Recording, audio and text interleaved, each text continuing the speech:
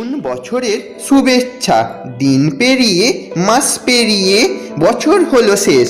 হিম কুয়াশায় আলতো ছোঁয়ায় ভরা সারা দেশ। এই অবস্থায় চলে এলো সবার আঙিনায় একটি সালের বিদায় বেলা প্রতি বছরের ন্যায়। আনন্দ, অশ্রু, দুঃখ, হাসি স্মৃতির ডায়েরি তুলে, হিংসা, বিবাদ, রাগ, অনাচার জীবন থেকে ভুলে, হারিয়ে যাওয়া অদ্ভুত কিছু সব মায়াজাল ভুলে হাতছানি দেয় নতুন কিছু বাস্তবতা দেখে।